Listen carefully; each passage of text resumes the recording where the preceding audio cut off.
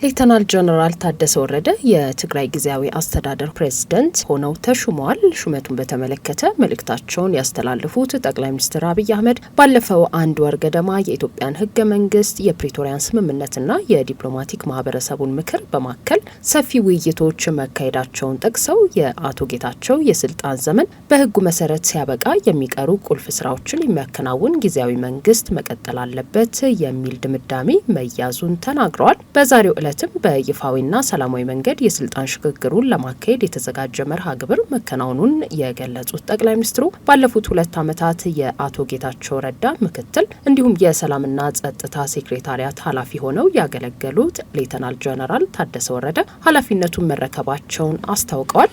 የዛሬውን መርሃ ግብር ተከትሎ እንዲሁም ደግሞ ሽግግሩን በማስመልከት የተፈረመውን የቃል ኪዳን ሰነድ በተመለከተ ከህወሓት አንጋፋ ታጋዮች አንዱ የነበሩት እንዲሁም ደግሞ የትግራይ ክልል ፕሬዝዳንት በመሆን ያገለገሉትን በኋላም ደግሞ የአረና ትግራይ ፓርቲ ከፍተኛ አመራር በመሆን ለረጅም ዓመታት በማገልገል ላይ የቆዩት አቶ ገብሩ አስራት ጋር አጠር ያለ ቆይታ አድርገናል። አብራችሁን ቆዩ።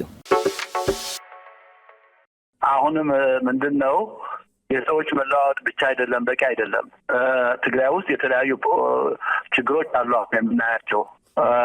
በአንድ በኩል ሰራዊቱ አዛዥ የለውም። ያ ትግራይ ያለው ታጣቂ አዛዥ እና ባለቤት የለውም።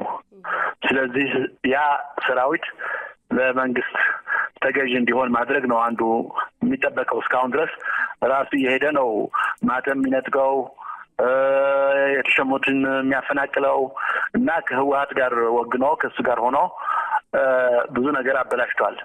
ስለዚህ አንዱ መሆን ያለበት እነዚህ ወታደሮች፣ እነዚህ ታጣቂዎች በፖለቲካው መግባት ያለባቸውም ነው አንዱ መሆን ያለበት እና ለፖለቲካ ስልጣኑም ተገዥ መሆን አለባቸው ነው አንዱ መሆን ያለበት። እንደ ድሮ ከሆነ ምንም ጥቅም የለውም። ወታደራዊ አገዛዝ ነው የሚሆነው ማለት ነው። ታደሰ እነሱን ይዘው እገዛለሁ እነሱ የፈለጉትን ያድርጉ ካለ ወታደራዊ አገዛዝ እንጂ የሲቪል አገዛዝ ሊሆን አይችልም። አንድ ሁለተኛ ከአሁን በፊት የተቋቋመው ይሄ ጊዜያዊ ምክር ቤትም ስራውን በደንብ መስራት አለበት። ይሄ በስራ አስፈጻሚውን መቆጣጠር አለበት። ይሄ ካልሆነ ዋጋ የለውም።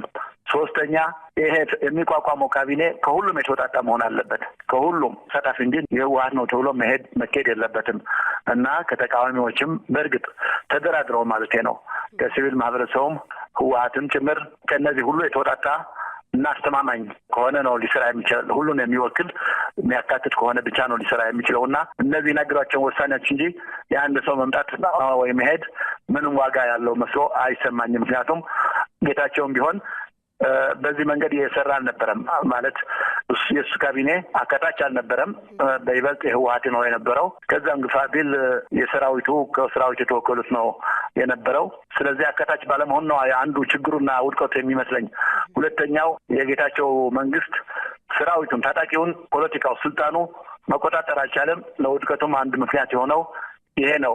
የማይታዘዝና መንግስት ወይ ከስቴት ማን ስቴት ታጣቂ እዛ አለና ይሄ ደግሞ መስመር ካልያዘ እንደገና ችግር የሚፈጠር ይመስለኛል። ይሄ የደገምኩት ነው ያለሁት አጽንኦት ለመስጠት ነው እና በእነዚህ መንገዶች ብቻ ነው የተረጋጋና ደህና መንግስት። ሁለት መጨረሻ ደግሞ የምለው ምንድነው የፕሪቶሪያ ስምምነት ተግባራዊ መሆን አለበት።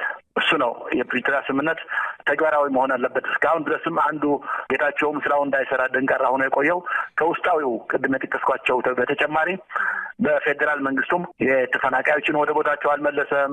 የትግራይ አስተዳዳሪም ወደ ነበረበት ቦታ አልመለሰም። እስካሁን ድረስ የኤርትራ ሰራዊትም ቢሆን የሻዕቢያ ሰራዊት ትግራይ ውስጥ ነው ያለው።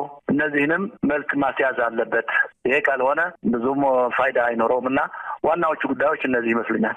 ምናልባት የፕሪቶሪያውን ስምምነት እንደው ካነሱልኝ አይቀር ሁለቱን ነገሮች ላንሳ። ከቃል ኪዳን ሰነዱ በፕሪቶሪያው ስምምነት መሰረት ትጥቅ መፍታትና የቀድሞ ታጣቂዎችን መልሶ የማቋቋም ተግባር በአፋጣኝ እንዲጠናቀቅ ማድረግ፣ ሁለተኛው ደግሞ የተፈናቀሉ ዜጎችን ወደ ቀያቸው የመመለስ ሂደት በጅምር ያለውም እንዲጠናቀቅና በቀሪ አካባቢዎችም በፍጥነት እንዲተገበር ማድረግ ይላልና ጀነራል ታደሰ ወረደ ከነዚህ በተለይ በስምምነቱ ውስጥ ከተካተቱ ነገሮች ጋር ምን አይነት ፈተና ሊገጥማቸው ይችላል ይላሉ? ይሄ ትልቅ ነገር ነው።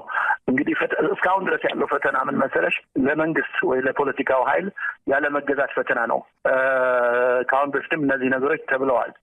ህወሓቶች ይሄን እንደማይፈልጉ በተለይ የእነ ደብረጽዮን ቡድን ይሄን እንደማይፈልግ በተደጋጋሚ ተናግረዋል። አድናቅፏልም ነው የሚሉት። ስለዚህ አንድ ፈተና ነው ህወሓቶች ይሄ ነገር ከተፈጸመ እነዚህ ሁለቱ ነገር ከተወዱ አጀንዳ አይኖራቸውም። ስለዚህ ይሄን ይቀበሉታል፣ ከልብ ይቀበሉታል የሚል እምነት የለኝም። እርግጥ ከአሁን በፊት እንዳሉት ታደሰ ወረደ ወደ ስልጣን እንዲመጣ የተደራደርነው እኛ ነን ያሉ ነው ህወሓቶች እና ወደ ስልጣን ያመጣ ነው የእኛ ድጋፍ አግኝተ ነው ፕሬዚደንት የሆነው ያሉ ነው ያሉት። ያም ሆኖ ግን እነዚህ ነገሮች ሊፈጸሙ ይፈልጋሉ ወይ? አንድ ነገር ነው። ሁለተኛው ስርዓት አልባነት ነግሷል ትግራይ ውስጥ። ተጠያቂነት የለም።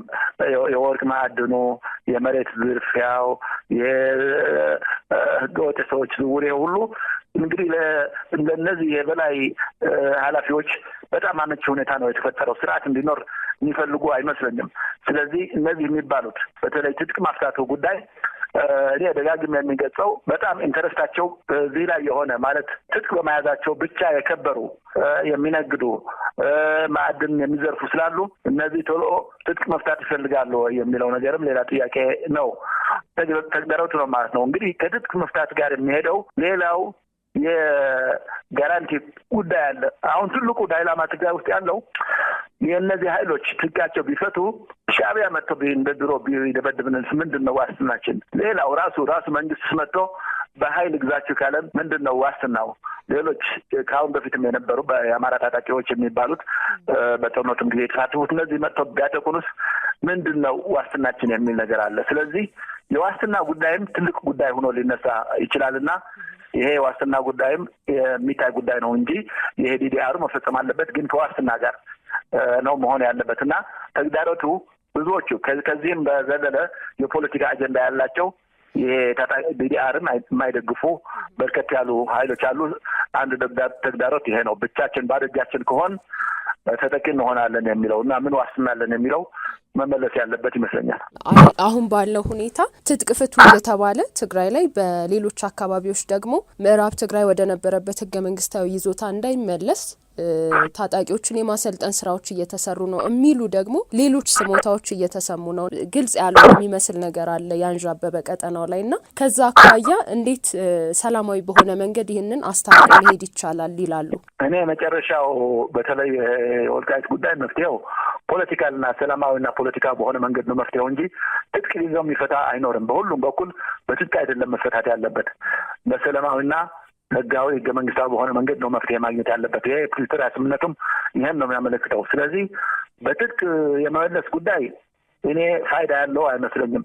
ሰላማዊ መንገድ እና በውይይት ነው ፍጻሜ ማግኘት ያለበት የሚመስለኝ። ህጉን ተከትሎ ስርዓትን ተከትሎ ነው እንጂ በትጥቅ አንደኛው ወገን ይዞ ይሄ እኔ ነው ብሎ መሄድ ህገ መንግስት ጋር የሚጣረስ ይመስለኛል፣ ከህጉም ጋር የሚጣረስ ይመስለኛል። ስለዚህ ይሄ ነገር በህጋዊና ሰላማዊ መንገድ እና በስምምነቱ መሰረት ማለት ጥያቄ ካለም በዚህ መንገድ የሚፈታበት ሁኔታ ማየት ነው እንጂ ሌላ መንገድ ምንረመት።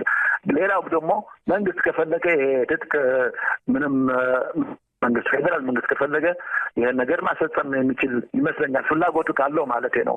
በሁለቱም በኩል ፍላጎት ካለው ይሄ ችግር አይሆንም። ስምምነቱ ይፈጸምና ከዛ በኋላ ያሉ የፖለቲካ ድርድሮች፣ ውይይቶች እነዚህ ሁሉ ሊሄዱ ይችላሉ። እንደተባለው መሬት ጥያቄ ካለም የማንነት ጥያቄ ካለም ይሄ በህግና በስምምነት መፈጸም ያለበት እንጂ በኃይል ከተፈጸመ ምንም እዛው የጦርነት አዙሪት እንድንኖር ነው የሚያደርገንና እንደዚህ ነው የማየው። የሻዕቢያ ግን የተለየ ነገር ነው እኔ ያለኝ። መጀመሪያ መንግስት ማመን አለበት። መንግስት እስካሁን ድረስ እኔ እስከማውቀው ድረስ የኢትዮጵያ ሉዓላዊ መሬት የትግራይ አስተዳደር ክፍሎች እና ይሄ ነገር በሻዕቢያ ስር እያለ ለሚመለከተው አካል እንኳን አቤት አላለም። እንግዲህ እዚህ የአፍሪካ ህብረት ስብሰባ አይተናል። በዛ ነገር የተነሳ የለም። ስለዚህ ጉዳይ በተባበሩት መንግስታት የተነሳ ነገር የለም። ቀላል ነገር አይደለም። የቁጥር አይደለም። ሰፋ ያለ መሬት ይዟል። ሰዎች እየተፈናቀሉ በተለይ የኢሮፕ ህዝብ ከፍተኛ ጉዳት እየደረሰበት ነው ያለው። ከፍተኛ ጥፋት ነው እየተፈጸመ ያለው። መንግስት አስቀድሞ ይሄ ነገር ለሚመለከታቸው አካሎች አቤት እና ሻዕቢያ ከያዘው ግዛቴ ይውጣ የሚል ጥያቄ ማቅረብ ያለበት ይመስለኛል። እስካሁን ድረስ ይሄን አላየሁም እኔ። ይሄ ከዚያ በኋላ ነው እንግዲህ በኃይል ዛለው ካለ ይሄ ሌላውም እንደዚህ ሊያደርግ ይችላል ማለት ነው። ስለዚህ እነዚህ ሁሉ መፈታት የሚችሉ ናቸው። መጀመሪያ በህግ አግባብ ነው መሄድ ያለባቸው ሁሉም ማለት ነው። በህግ አግባብ ስርዓት ባለው መንገድ በሰላማዊ መንገድ ይሄዱ መሄድ ያለባቸው ይመስለኛል። ከዛ ውጭ ከሆነ ግን ህጉ መሰረት አድርጎ መንግስትም እርምጃ መውሰድ ይችላል አለው። እንደው የመጨረሻ ጥያቄ ላንሳና ቅድም በመግቢያው ላይ ወታደራዊ መንግስት እንዳግማ የማምጣት አዝማሚያ ሊኖር ይችላል በአግባቡ ካልተመራ የሚል ነገር አንስተው ነበር። አሁን ሌተናል ጀነራል ታደሰ ወረደ ወታደር ናቸው። ከዚህ ቀደምም በመከላከያ ውስጥ ከፍተኛ ኃላፊነት የነበራቸው በቲዲኤፍም ውስጥ እንደዛ አይነትና በጊዜ አስተዳደር ውስጥ ከሲቪል አስተዳደር ውጪ ወታደራዊ ሰውን ማምጣት ይቻላል ወይ? እንግዲህ ምንድነው ይሄ በእኔ አስተያየት ካሁን በፊትም ተናግሬዋለሁ። አመጣጡ አግባብ አይደለም፣ ትክክል አይደለም። ግን እየመጣ ያለው በማን ስም ነው? ታደሰ አሁን ስልጣን እየያዛለሁ በህወሓት ስም ነው፣ በህወሓት ድጋፍ እንደዛ ይመስለኛል። ህወሓቶች ደጋግመው እንደሚሉት እኛን ወክሎ ነው። ተስማምተናል፣ ከፌዴራል መንግስት ጋርም ተስማምተናል፣ ታደሰ ፕሬዚደንት እንዲሆን ተስማምተናል ብለዋል። እንግዲህ በእነሱ ውሳኔ ምንድን ነው? እሱን ወደፊት ያመጡና ከስር ደግሞ እነሱ ያለውን ስርዓት ይቆጣጠራሉ። ይሄ ነው እሳቤያቸው። ስለዚህ በዚህ እሳቤ ታደሰ እንዲሆንላቸው ስለመረጡ ስለስማሙም እንግዲህ ውክልናው ለህወሓት ሊሆን ይችላል የሚል አለኝ። ካልሆነ እንደ ግለሰብ ደግሞ ለቲዲኤፍ ደግሞ ሊሆን አይችልም። የቲዲኤፍ ወኪል ሊሆን አይችልም። በዚህ መንግስት የቲዲኤፍ ከሆነ ወታደራዊ መንግስት ነው። የቲዲኤፍ ወኪል ነኝ ብሎ ከቀጠለ ታደሰ ወረደ ያው እንዳቸው ወታደራዊ መንግስት ነው የሚሆነው እና በየትኛው ካፓሲቲው በየትኛው ምንድነው ኃላፊነት ነው እዚህ የተቀመጠው የሚለው ነገር በጣም መሰረታዊ ጉዳይ ይመስለኛል። ህወሓት ወክሎት ከሆነ ያው የህወሓት ፕሬዝዳንት ነው የሆነ ያለው ወይ ደግሞ ሰራዊቱ ወከለው ደግሞ ይሄ ለተጠርነቱ ስልጣን የሚመነጨው ከሰራዊት ነው። ግማሽ ግን የፌዴራል ስርዓት ደግሞ አለበት። የፌዴራል ደግሞ ሽሞታል አይደል? ስለዚህ ታደሰን እየሸመው ያለው እንደ ግለሰብ ነው፣ እንደ የህወሓት ወኪል ነው ወይ የቲዲኤፍ ተወካይ ነው ምንድን ነው የሚለው እስካሁን ድረስ ግልጽ አይደለም። እዚህ አሻሚና አወዛጋቢ ነገሮች ያሉበት መሆኑ ይታየኛል።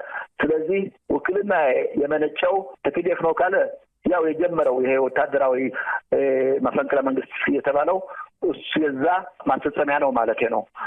ከህወሓት ከተወከለ ደግሞ ህወሓት ነው ፕሬዚደንቱን ይዞ ያለው ማለት ነው። ማያከራክር ነው። እንደ ግለሰብ ከተባለ ግን ሌላ ደግሞ አከራካሪ ነገር ነው። ሌላ አማራጭ አልነበረም ወይ የሚል ነገር ይነሳል። እንዲያውም በዚህ የሹመት አካሄድ ፓርቲዎች አልተሳተፉም። ማን ነው የሚሻለው የሚለው እንግዲህ ከአሁን በፊት የሰማነው ነገር አለ፣ የተሰራጨ ነገር አለ። ማን ፕሬዚደንት ቢሆን ትመርጣላችሁ የሚለው እንግዲህ እኔ እንደሚገባኝ በዛ መሰረት ነው ታደሰ ፕሬዚደንት የሆነው የሚል እምነት የለኝም። እንደዛ ያለ እምነት የለኝም። ምናልባት የታደሰ ፕሬዚደንት ሹመት ከአርሚው ጋር ከታጣቂው ጋር ባለው ትስስር እንጂ እና ከህወሓት ጋር ባለው ትስስር እንጂ ህዝቡ እንደዚያ ብሎ መጣል የሚል የሚያሳይ ነገርም የለም። የህዝቡን ፍላጎት እንደዛ እንደሆነ የማየው ነገር የለም። የኤሊቱ ሁኔታም እንደዛ እንደሆነ የማየው ነገር የለም እና ይሄ አወዛጋቢ ሆኖ ሊቀጥል ይችላል ማለት ነው። አወዛጋቢ ነው። በማን ከማንስ ጋር ተደራድረው ነው ወይስ በዛ የተባለው አስተያየት የተባለው ውጤት እሱ ነው ወይ? እንግዲህ ራሱ አስተያየቱ ግልጽነት ያልነበረውና ግልጽነት የተጓደለው መስፈርቱ ምንድነው? ማነው ድምጽ የሚሰጠው? ማነው የሚወስነው? የሁሉ ያልታየበት ሁኔታ ስለነበር ይሄም ራሱ የሚያስነሳው ጉዳይ አለና ገና ያላለቀ ግን ሄዶ የሚመሰረተው መንግስት ካቢኔ ሁሉን ያካተተ ይሆናል ወይ በሚለው ጉዳይ የበለጠ መታየት ያለበት ይመስለኛል። መልካም። አቶ ገብሩ ስለሰጡኝ ጊዜ ስለ አስተያየቱ እጅግ አድርጌ ነው ማመሰግነው። መልካም።